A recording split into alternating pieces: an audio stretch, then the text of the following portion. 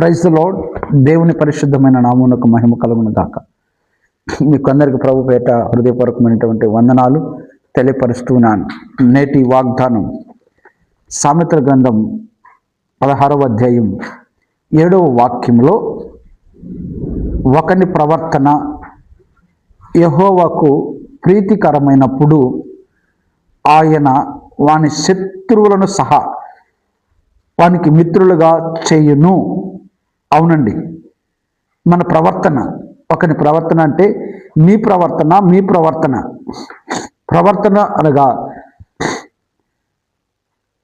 మన క్రియలు, తలంపులు, ఊహలు, ఉద్దేశాలు, మన నడవడి, మన చూపు దేవుని దృష్టికి ప్రీతికరంగా అంటే దేవుని దృష్టికి యోగ్యంగా, అర్హంగా, దేవునికి ఇష్టంగా ఎప్పుడైతే మన ప్రవర్తన ఉంటుందో అప్పుడు మన మీదికి లేచేటటువంటి వారు, శత్రువులు, విరోధులు, వైరులు, నీకు వ్యతిరేక శక్తులు ఎవరైతే ఉన్నారో వారిని నీ మిత్రులుగా అంటే చెలికాండ్రగా, స్నేహితులుగా చేస్తాడు ప్రభు. నీ ప్రవర్తన బట్టి నీకు శత్రువులు ఎక్కువయ్యారేమో, నీ ప్రవర్తన బట్టి నీకు శత్రుత్వం మిగులుతుందేమో, ఆ ప్రవర్తన దేవుని దృష్టికి విరోధంగా ఉందేమో, అందుకే శత్రువులు పెరిగిపోయారేమో. గనుక నీ ప్రవర్తన మార్చుకో, నీ ప్రవర్తన సరిచేసుకో, దేవుని దృష్టికి అంగీకార యోగ్యంగా, దేవునికి ఇష్టంగా మార్చుకో.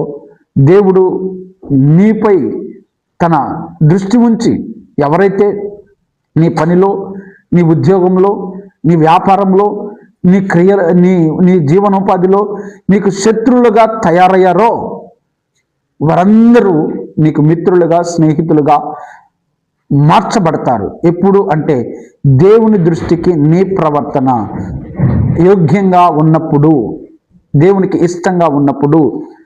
ప్రియమైనటువంటి దేవుని బిడ్డలారా, ఒకసారి ఆలోచించు. దేవునికి వ్యతిరేకమైన ప్రవర్తన ఉంటే శత్రువులు ఎక్కువ అవుతారు. కనుక నీ ప్రవర్తన మార్చుకో. దేవునికి ఇష్టకరమైన ప్రవర్తన, వాక్యానుసారమైన ప్రవర్తన నీలో ఉంచుకొని బ్రతుకు.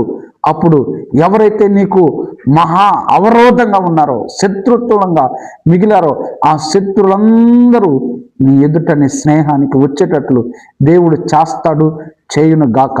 ఈ దినమంతట్లో ఈ వాగ్దానం నీకును నీ కుటుంబానికి తోడుగా ఉండి నీ శత్రువులను మిత్రులుగా మార్చును గాక. అది వృత్తి అయినా, ఉద్యోగమైన, వ్యాపారమైనా, ఇదిగో ఏ వ్యవస్థలో నీ శత్రువులందరినీ దేవుడు నీకు మిత్రులుగా చేయును గాక.